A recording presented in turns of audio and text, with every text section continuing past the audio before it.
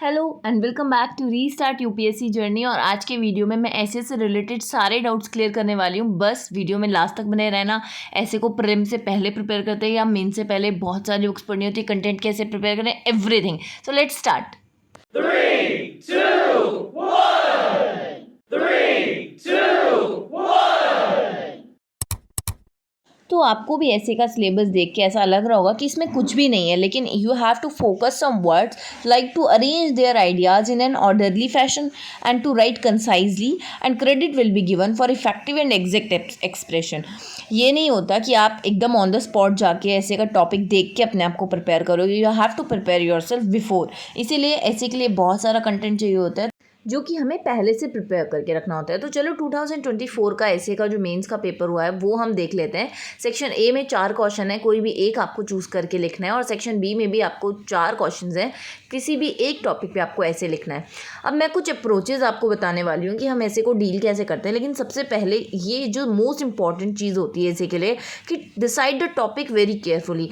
आपको टॉपिक को सोचने में 5 मिनट 10 मिनट जितनी लेनी है आप ले सकते हो, क्योंकि एक बार अगर आपने लिखना स्टार्ट कर दिया तो फिर बहुत फ्लो आ जाता है। उसके बाद आराम से हम ऐसे को लिख सकते हैं। लेकिन जो मेन टास्क होता है, जो सबसे डिफिकल्ट टास्क होता है, वो यही होता है कि हम ऐसे को चूज़ कैसे करें। तो जो भी टॉपिक आपको देख के आप किसी भी टॉपिक के बारे में अगर एटलीस्ट 10 डायमेंशंस के बारे में बिना किसी प्रॉब्लम के सोच पा रहे हो तो it means you can write on that topic. And I want to suggest you, if there is an option to write an essay on generic topic, then do avoid philosophical essay. ठीक है, but एक और चीज़ है, if you will see the PYQs, तो पिछले सालों के comparison में जो फिलोसॉफिकल टॉपिक्स हैं उनका नंबर जो है वो इंक्रीज़ हो चुका है। इसका बेस्ट एग्जांपल 2023 का मेंस पेपर उठा के आप देख सकते हो। 8 आउट ऑफ 8 फिलोसॉफिकल टॉपिक्स आपको मिलेंगे। ठीक है, तो इट्स ओके, हम फिलोसॉफिकल टॉपिक्स को भी प्रिपेयर करेंगे। तो ऐसे को प्रिपेयर कैसे करें भाई? अब सबसे बड़ा सवाल यही है। To always start with short story or write examples related to that topic. You can give definitions. Start reading some good books if you have time. Start reading newspaper. It will help you a lot.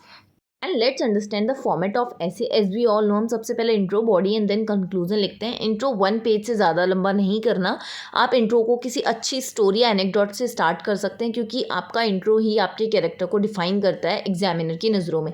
तो जितना अच्छा होगा, जितना short होगा, crisp होगा आपका intro, उतना ही वो आपको मार्क्स फैचिंग होगा। ओके, सबसे बड़ा सवाल आता है कि इतना सारा कंटेंट हमारे पास कहाँ से आएगा, हम कैसे स्टोरीज एनेक्डोट, ये तो हमें आते ही नहीं है।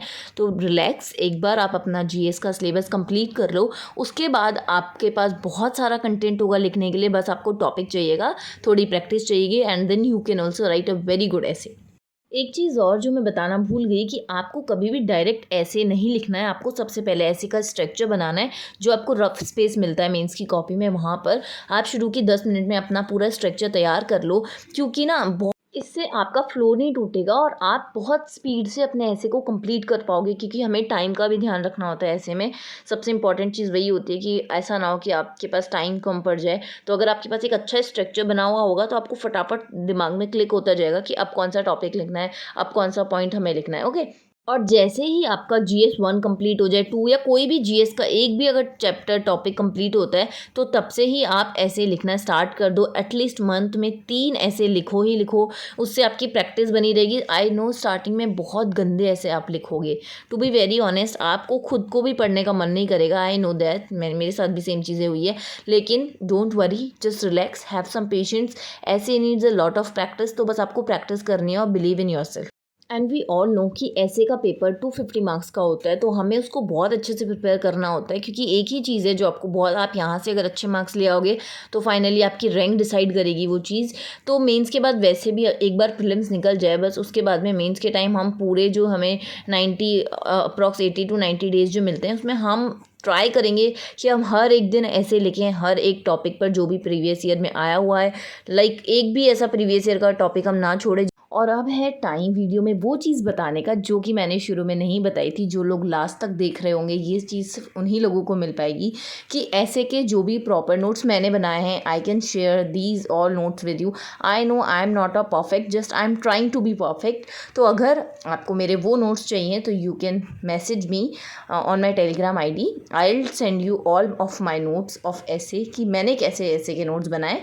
आप अपने नोट्स खुद के प्रिपेयर करना। मैं यही सजेस्ट करूँगी, किसी के कोई भी टॉपर हो किसी के नोट्स को कॉपी पेस्ट मत करना। Of course you can add some points, लेकिन आपको खुद के ऐसे के भी नोट्स पर्सनल बनाने चाहिए। I want to suggest you only this and that's done. बस इतना सिंपल है ऐसे को प्रिपेयर करना। एक बार अपने अच्छे से नोट्स बना लो, कुछ ऐसेज लिख लो, उसके बाद मेन टारगेट हमारा ऑफ कोर्स प्रीलिम्स क्लियर करना है।